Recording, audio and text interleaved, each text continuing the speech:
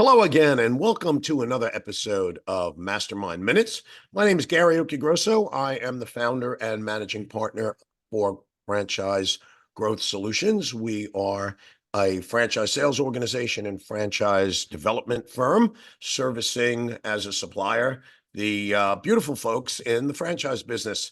And for those of you who are new to MasterMind Minutes, it's a very simple concept. We have one guest, we have one topic or question, and we get one expert answer. We attempt to do this in minutes, not hours.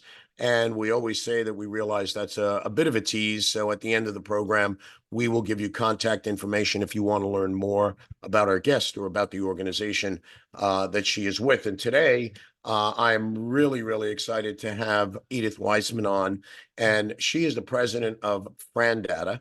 And they are a leading franchise market research firm based in Arlington, Virginia. As a 24-year veteran at FRANdata, franchising is more than a passion for her. The analyzing and the understanding of all things franchising and the insights and the results that she brings to the table, this is truly her calling. She plays a pivotal role in the leadership and the strategic growth for FRANdata. She has been named by Entrepreneur Magazine as top influential woman in franchising. And also Edith sat on the International Franchise Association's executive committee and remains a strong advocate for the IFA and several other committees. So Edith, thank you so much for being with us today. I truly appreciate it. That's sort of a shortened version there. I kind of read through it fast, and I kind of do that on purpose so that it gives you the opportunity to tell us more about yourself and tell us more about FRANdata, and then we'll get into our question.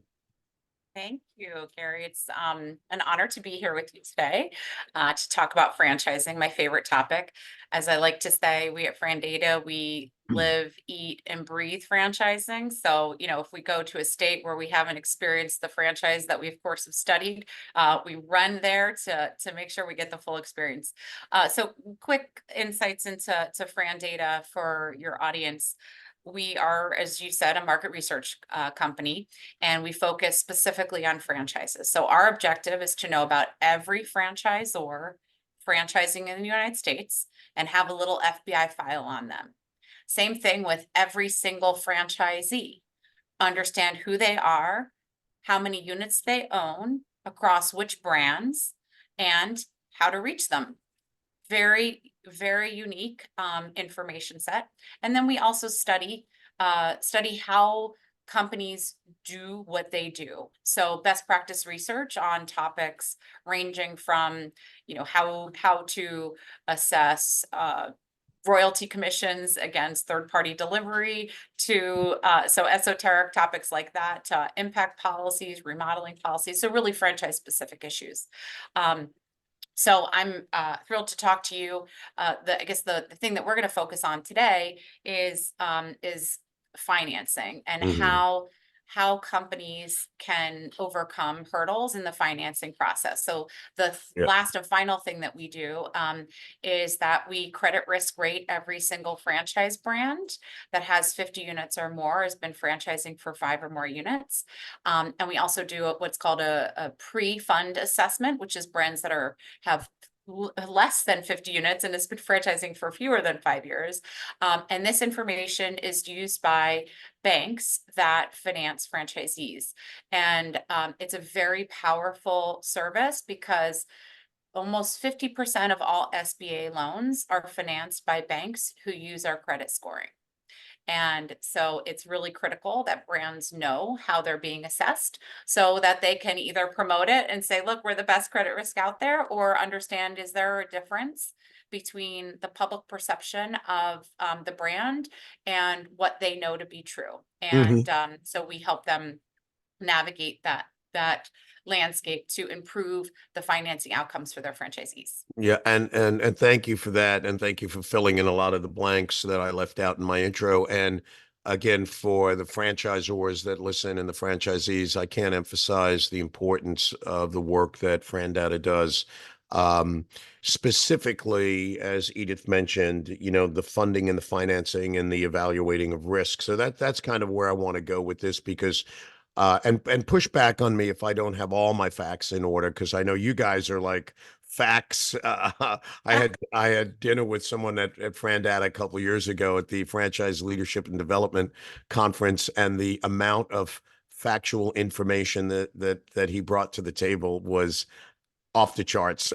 That's great. So I want to get my facts correct. So push back on me here, but I guess it was recently, maybe in the last few months, and the SBA sort of had a franchise directory that bankers could go to and find out the information that you talked about. I remember we would tell a lot of our clients to go and make sure they're on this, because if a franchisee wanted to get financing, this made it that much easier. Well, lo and behold, all of that, I believe, has gone away from the SBA, which is sort of, a government agency or a bureaucracy or whatever we want to call it. And now you have, and I believe FRANdata has always maintained its registry for this information, as you just explained. So now that that's gone away from the SBA, I guess we'll start off by talking about how does that impact franchisors and their ability to bring franchisees in and sort of direct them to the SBA site, which no longer is there. Yeah. What's that impact? It seems pretty big to me. Yeah, you're exactly right. So let me give a little bit of history, I think, to contextualize the impact. So what SBA was doing is they were reading franchise agreements, and they were vetting franchises for what they call affiliation. So they wanted to make sure that the franchisor and the franchisee were in fact two separate entities, and that there wasn't like legal language tying these two entities together. Then they also were reviewing for SBA program eligibility questions. So what happened is, I like to say that SBA got out of the effing business, which means they got out of the franchising business. So, and what I mean by that is they basically changed the regulation so that they no longer in the SBA program would have to deal with affiliation at all. So basically the way I describe it is affiliation went poof, gone. So great. From a franchising perspective, one less thing to worry about is amazing, right? Like most franchises aren't affiliated. So it was just an arduous process they had to go through and wait for someone to say, like, you're fine. But what they were doing is also vetting for program eligibility. These have nothing to do with franchise specific issues, but what it can do is if a franchise has eligibility issues, a lender, if they're doing multiple loans, they could basically be making ineligible loans one at a time and not realize it.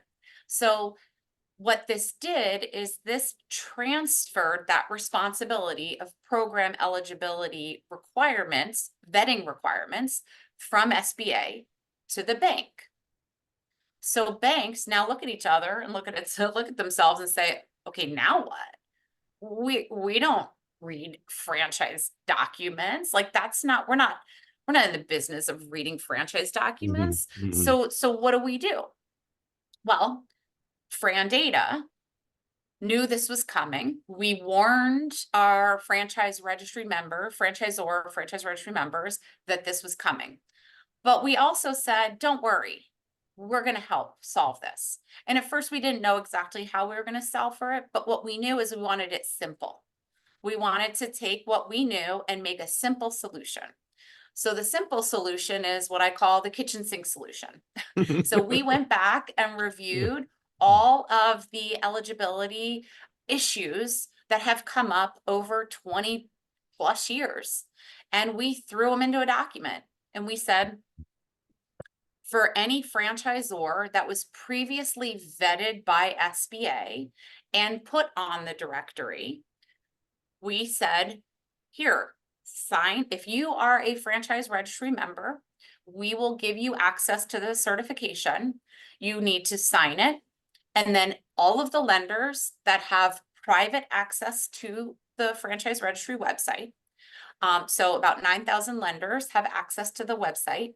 They can go in, download that signed eligibility document, and then they can move forward. Now, why is it so important that it's simple?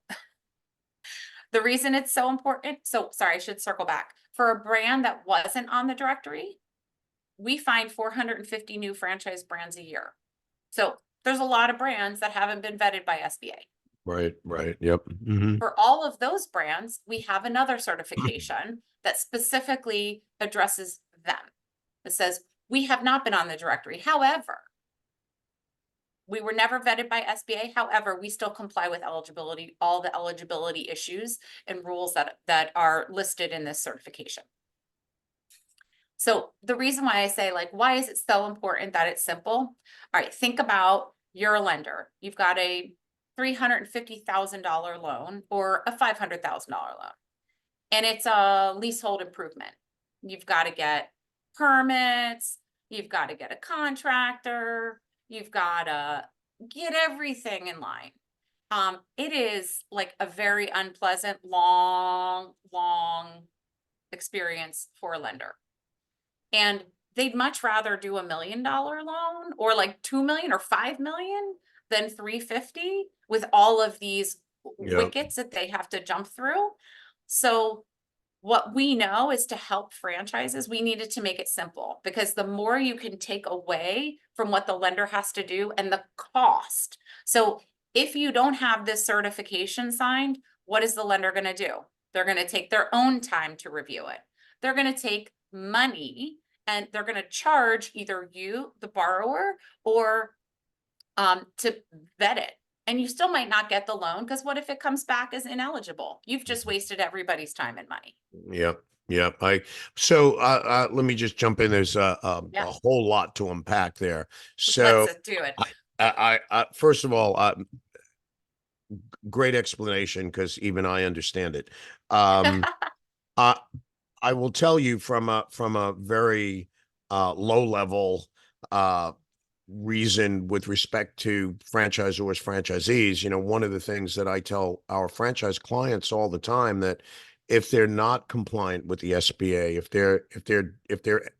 their franchise agreement needs to be amended in order to be in compliance, and they're not aware of that, when they're ready to sign up a franchisee, or when we're ready to put a franchisee into a funding proposition with a lender, things get kicked back. It adds time to the deal. It gets frustrating for the potential franchisee. And I always say, so many people who want to go into business, franchise or otherwise, the deal dies in the parking lot of the bank.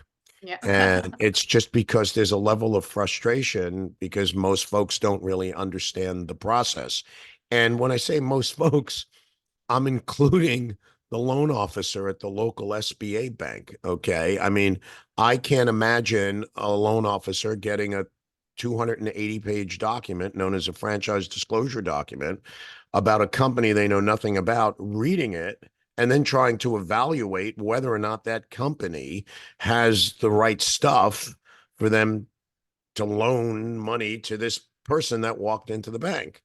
So I see not being involved in this as a deal killing proposition if you're a franchisor trying to sell franchises. So given what you've just told us, what would a franchisor, what steps should a franchisor take in order to A, find out if they are compliant, and B, if not, how do they get compliant, and what do they do to get onto your site or onto the registry? Yeah. So I would make sure that in a franchisor's mind, they keep things separate. So you have franchise eligibility requirements for SBA lending. And then you have credit risk issues that the lender needs to also get comfortable with. So if you think of these two things as parallel tracks that need to be solved for, the first is a franchisor would become a franchise registry member. And depending if they're an emerging brand or they're a mature brand, the cost and the process is slightly different. But essentially, by becoming a member, we unlock their account to lenders. And what that does is it provides all the full contact details to the lenders to ask follow-up questions. It gives lenders instant access to the FDD.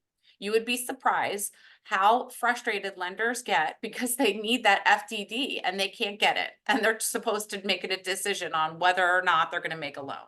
So they get instant access to the FDD. Then we send over the certification to be reviewed by the franchisor to make sure that they can sign it.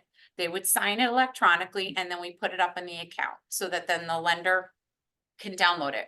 Right now, we're keeping an updated list for lenders that we send out to let them know, like, here are the hundreds of brands that have signed the certification. Like, we just rolled this out about a month ago. I think it's an interesting note. We did an analysis of all the franchise registry members. There are over 400 brands that are members, and about 70% of those are mature.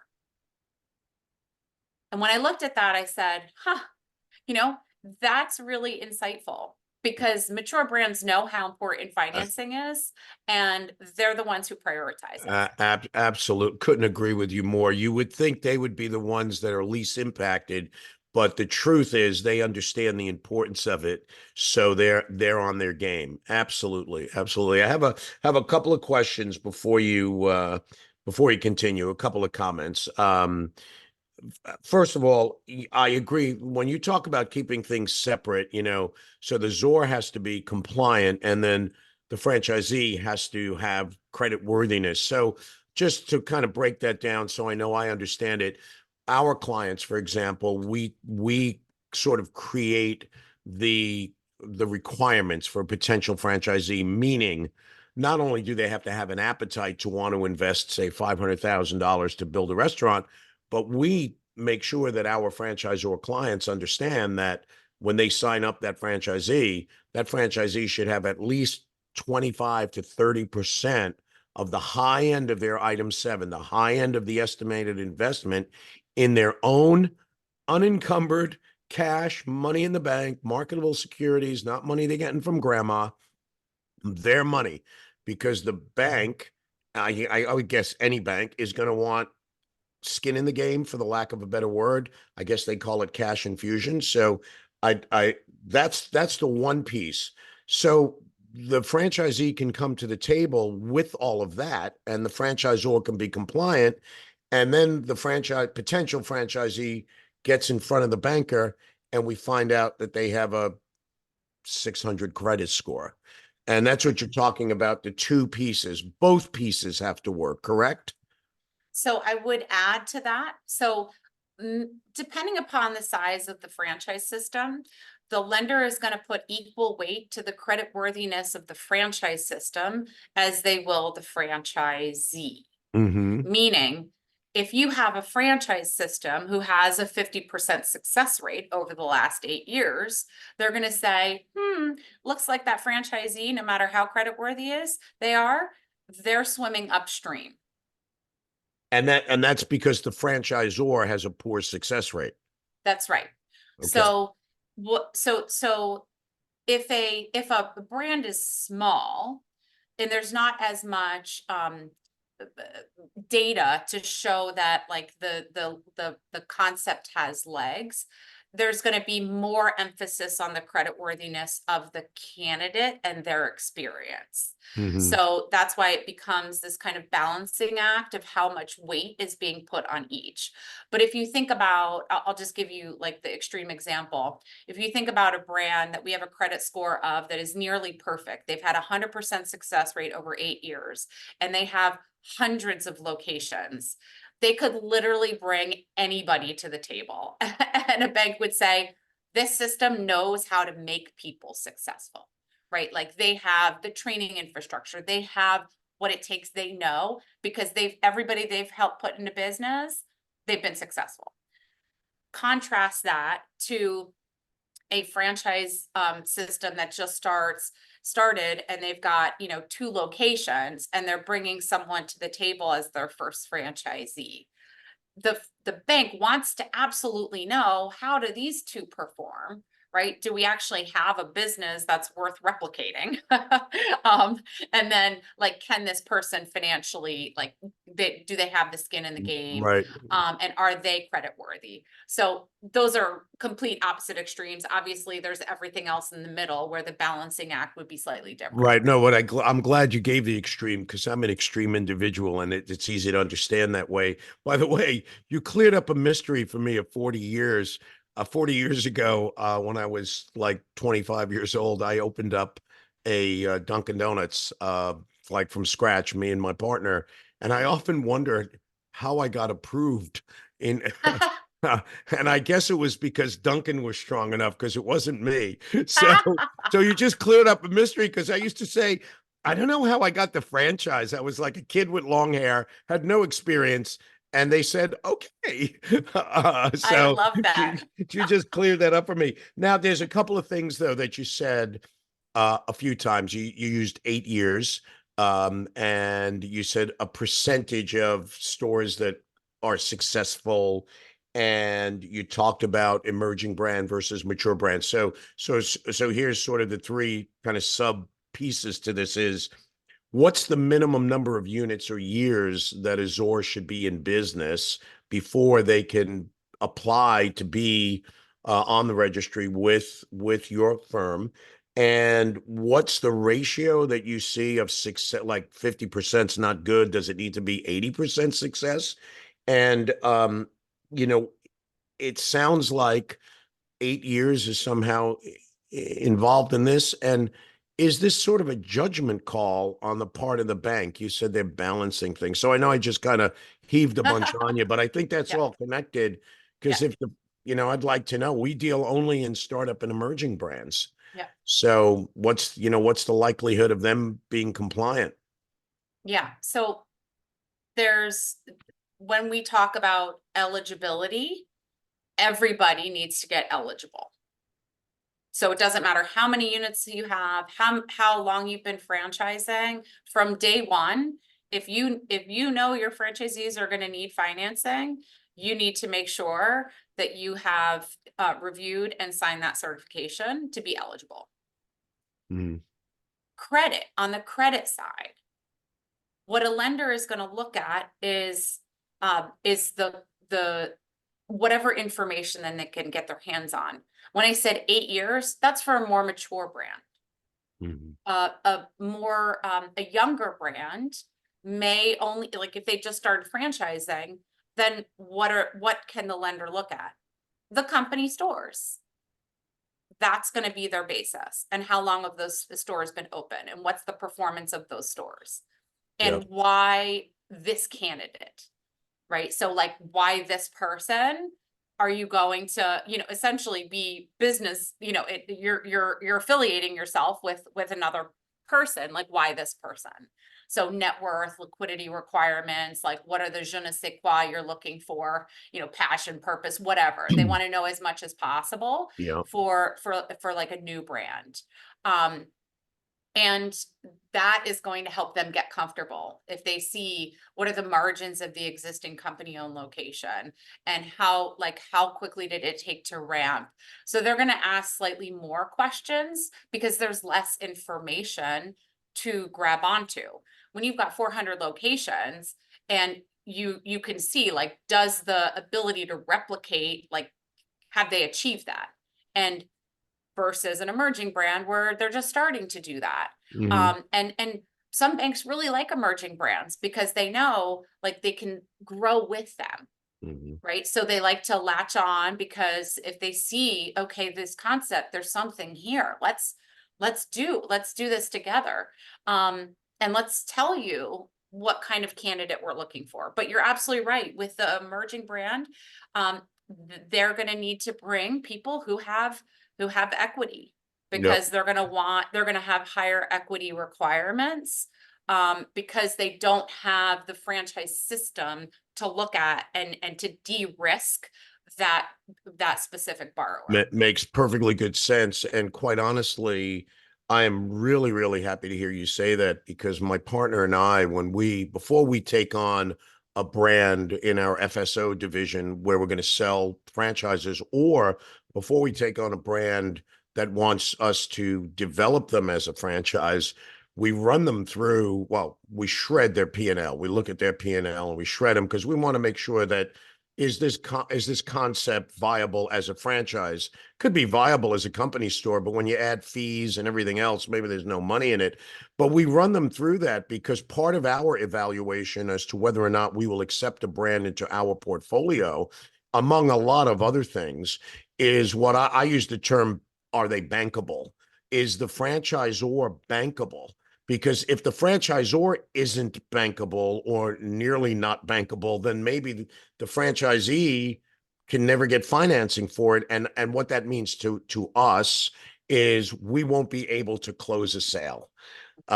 So I'm just so glad to hear that maybe by accident or design, we've been doing that right. You have been, I can confirm. Good, good. So, um, what final thought can you leave us with? Because I could talk about this all day, but we don't have all day. But what final thought could you leave us with that might be a bit of, advice, if you will, for a franchisor and the steps that, they should go through in order to make sure that everything is good on their end? Yeah, so my final thoughts are that not every franchise system is the same. So so it's hard to give like broad advice, because a franchisor that has, 17 or 20 existing locations is going to have a different set of advantages and challenges to a franchise system that is starting off and has 1 to 2 locations. So what I would say is that we at FRANdata and the franchise registry will give you, as a franchise registry member, the appropriate advice as to where your strengths and weaknesses are as a franchise system, and can kind of direct you to the right kind of places as to where we think your deals would be financeable. So not every lender has the same credit risk temperament. And so we help to, first of all, give you guidance as to what needs to be done to become bankable if you actually aren't. And then kind of give you some good guidance as to where to go to find those resources for your franchisees. Mm-hmm. Well, that's great stuff. And folks, we have been speaking with Edith Wiseman, who is the president of FRANdata. We've been talking about what franchisors need to do if they're serious about helping their potential franchisees get funding. If someone wanted to reach out to you or to the company, like, is there a website? How would we reach out? Yeah, so we have 2 websites, frandata.com. That's to learn about everything. Go to our client testimonials, as I had a call with a existing client who's a supplier who was singing our praises as to how much we've helped. And he said, I have to stop because like you've heard enough. And I said, no. Well, all of us humans were like dogs, just keep petting me, keep petting me. Right. So I'd encourage you to look, just because it illustrates kind of who the banks are and the franchisors and the suppliers that use our services and how they use it. And then franchise registry is where all the lenders go to get the information. And so you can get some details there. But frandata@franchiseregistry.com is a great email address to send in your inquiries, or just give us a call. We're here. Great. And we'll publish that in the bio of the website. Well, I can't thank you enough for being here. I also truly appreciate your candor. As a New Yorker, I like to sort of cut to the chase and not mince words. And that is exactly what you've done here today. And I think it's I important. was born in New York, so I Oh, feel you there, okay, Gary. okay. See, I didn't know that. That's 2 mysteries you've cleared up for me today. So that's great. I look forward to seeing you at IFA in a couple of weeks. And again, thank you so much for being with us today. I truly appreciate you giving us your time. Thank you, Gary. It's been great.